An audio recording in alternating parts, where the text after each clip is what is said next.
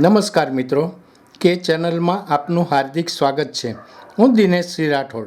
આજે આપણે જોઈશું શિક્ષાપત્રીના 200 વર્ષ પૂર્ણ થયાના અવસરે અડાલજમાં યોજાયો વિશાળ સમૈયા મહોત્સવ. મુખ્યમંત્રી ભૂપેન્દ્રભાઈ પટેલ વિક્રમ સંવત 1882ની વસંત પંચમીએ વડતાલની પવિત્ર ધરા પર ભગવાન સ્વામિનારાયણ દ્વારા રચાયેલી શિક્ષાપત્રીના 200 વર્ષ પૂર્ણ થવાના સમૈયાના ઉમંગ અવસરે અડાલજ ખાતે ઉપસ્થિત રહ્યા હતા. આ સમૈયા મહોત્સવમાં સહભાગી થઈ તેમણે શિક્ષાપત્રી અને ભગવાન સ્વામિનારાયણના દર્શન અર્ચન કરી ધન્યતા અનુભવી હતી.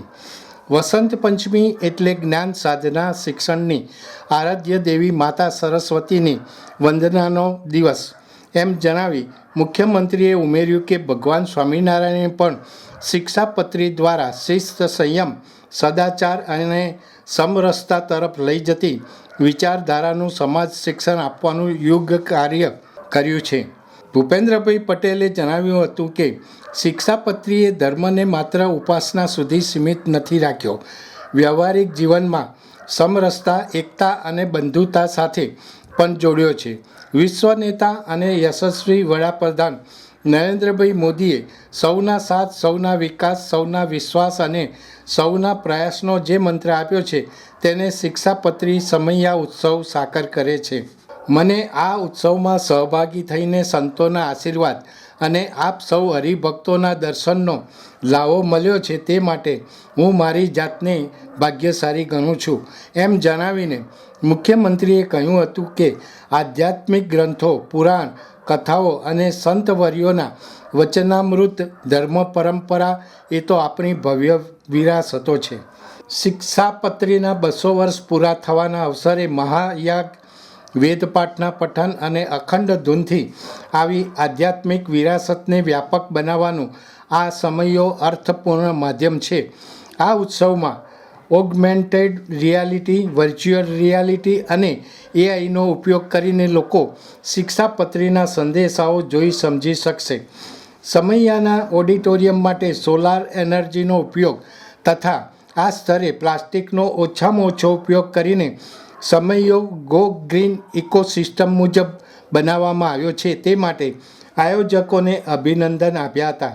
તેમણે વધુમાં જણાવ્યું હતું કે આજનો સમય ઝડપી વિકાસ, ટેકનોલોજી અને ભૌતિક સુવિધાઓનો યુગ છે, પરંતુ એક વાત સૌએ સ્વીકારવી જ પડે કે આંતરિક શિસ્ત, ઇનર પીસ અને નૈતિક આધાર વિના વિકાસ ટકી શકતો નથી.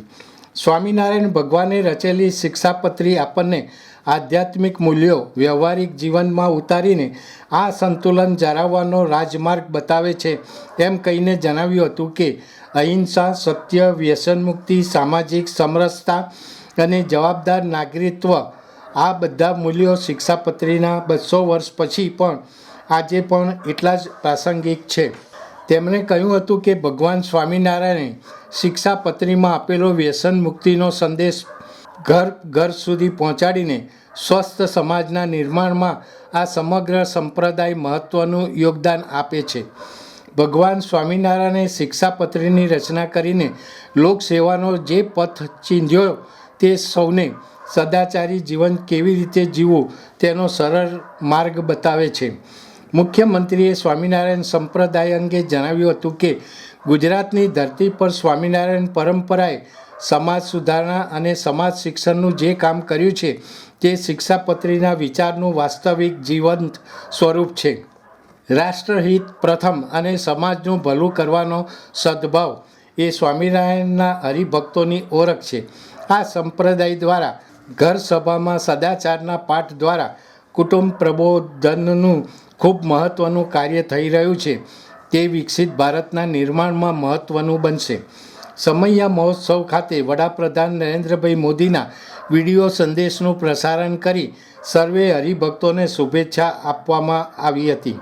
મહોત્સવ પ્રસંગે કાલુપુર સ્વામિનારાયણ મંદિરના મુખ્ય મહારાજ કૌશલ્ય પ્રસાદજી તથા રાજેન્દ્ર પ્રસાદ લાલજી મહારાજે શિક્ષાપત્રી અને તેના મૂલ્યો ગૃહસ્થ સંત અને સભ્ય સમાજમાં આદર્શ સ્થિતિના સિદ્ધાંતો વિશે માર્ગદર્શન આપ્યું હતું. વધુમાં તેમણે જન જન સુધી શિક્ષાપત્રીના મૂલ્યો પહોંચે તે માટે હરિભક્તોને અપીલ કરી હતી. દર્શક મિત્રો, અત્યારે આટલું જ.